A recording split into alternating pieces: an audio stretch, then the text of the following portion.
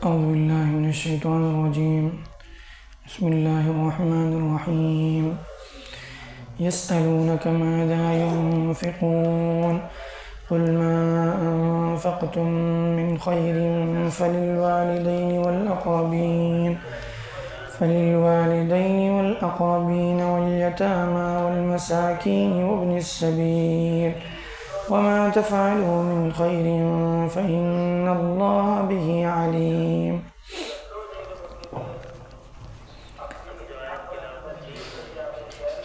لوگ آپ سے پوچھتے ہیں کہ کیا خرچ کریں. آپ کہہ دیجئے کہ جو بھی تم خرچ کرو خیر میں سے جو کچھ بھی تم مال خرچ کرو گویا کرنا چاہیے، لیکن کس پر خرچ کریں اور کس جگہ خرچ کریں یہ اللہ تعالیٰ بتا رہے ہیں.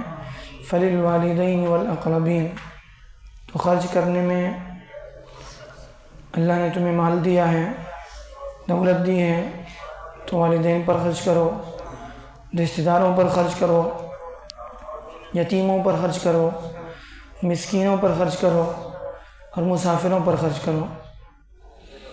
اور وما تفعلوا من خیر، اور یہ بات اچھی طرح سے یاد رکھو کہ تم جو بھی خیر کا کام کرو اللہ تعالیٰ اس کے بارے میں اچھی طرح جانتا ہے. یعنی آدمی کس نیت سے کر رہا ہے، اس کے پیچھے اس کے کیا غراض ہیں، وہ سب اللہ جانتا ہے. تمہاری نیتوں کو اللہ جانتا ہے. اس آیت میں اس کے پس منظر میں ایک روایت آتی ہے کہ بعض صحابہ آ کر پوچھتے تھے اللہ نے مجھے بہت مال دیا ہے، میں کہاں خرچ کروں، کس جگہ خرچ کروں. تو اس کے جواب میں یہ تفصیلات بیان کی گئی. سب سے پہلے اپنے والدین پر خرچ کرو، پھر رشتہ داروں پر خرچ کرو، پھر یتیموں پر، یعنی والدین پر، یعنی والدین کا سب سے بڑا حق ہوتا ہے. پھر اس کے بعد رشتہ داروں پر، یعنی وہ اگر اپنے رشتہ داروں پر خرچ نہیں کرے گا تو اسی کے رشتہ دار، حالانکہ اس کے پاس مال ہے، دوسرے کے محتاج ہو جائیں گے. اور اسی طرح سے مسکین، یتیم جو جس کے والد کا انتقال ہو گیا ہو، اور مسکین، پھر عمومی مساکین مسلمانوں میں، اور پھر مسافر، یہ سارے لوگ جو ہیں مستحق ہیں ان پر خرچ کرنا جو ہے. یعنی قرآن مجید میں دوسری جگہوں پر بھی ان پر خرچ کرنے کا حکم دیا گیا. اور ایک ہوتا ہے نفقہ، جس کو واجبی نفقہ کہا جاتا ہے. کہ ہمارے ایک صحابی اللہ کے نبی صلی اللہ علیہ وسلم نے کہا کہ صدقہ کرو. تو صحابی نے پوچھا اللہ کے نبی صلی اللہ علیہ وسلم میرے پاس 1 دینار ہے، میں کیا کروں؟ تو اللہ کے نبی صلی اللہ علیہ وسلم نے کہا اپنے اوپر صدقہ کرو، یعنی اپنے اوپر سب سے پہلے خرچ کرو. پھر انہوں نے کہا کہ میرے پاس 1 اور دینار ہے. تو اللہ کے نبی صلی اللہ علیہ وسلم نے کہا کہ تمہارے گھر والوں پر، تمہارے بیوی بچوں پر خرچ کرو. تو انہوں نے کہا کہ 1 اور دینار ہے. تو اللہ کے نبی صلی اللہ علیہ وسلم نے کہا تمہارے والدین پر خرچ کرو. پھر کہا پھر 1 اور دینار ہے، پھر تمہارے خادم پر خرچ کرو.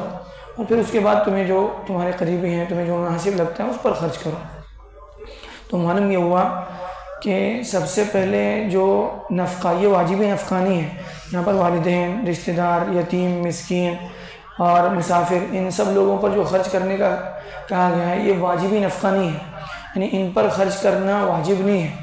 ان پر خرچ کرنا جو ہے، یعنی جیسے کہا گیا پہلا جو سب سے پہلے اگر اللہ نے مال دیا ہے تو تھوڑا سا مال ہے، تو سب سے پہلا جو ہے وہ انسان کا اپنی ذات کا ہوتا ہے. پھر اس کے بعد اس کے اہل و عیال، بیوی بچے، یعنی اس میں اختلاف ہے کہ بچوں پر سب سے پہلے خرچ کریں گے یا بیوی پر، اس میں اختلاف ہے. البتہ اس میں کوئی اختلاف نہیں ہے علماء کے درمیان کہ والدین پر پہلے خرچ کریں گا یا بیوی بچوں پر خرچ کریں گے. سب سے پہلے بیوی بچوں پر خرچ کیا جائے گا، اس کے بعد والدین کا نمبر آئے گا. یہ واجبی نفقے کی ترتیب ہے. تو یہاں پر جو کہا گیا اس آیت میں، یہ نفلی صدقات وغیرہ اللہ نے بہت مال دیا ہے تو ان پر بھی خرچ کریں. اللہ نے مال دیا ہے تو یہ ترتیب ہے قرآن مجید میں اور احادیث کی روشنی میں جو ہمیں بتائی گئی ہے.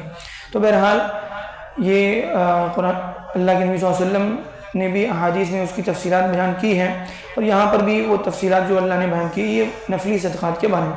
تو جو بھی آدمی خرچ کرے، جس جگہ بھی خرچ کرے، بہرحال اللہ کے استحضار کے ساتھ خرچ کریں. کل اللہ کے یہاں پوچھ ہوگی.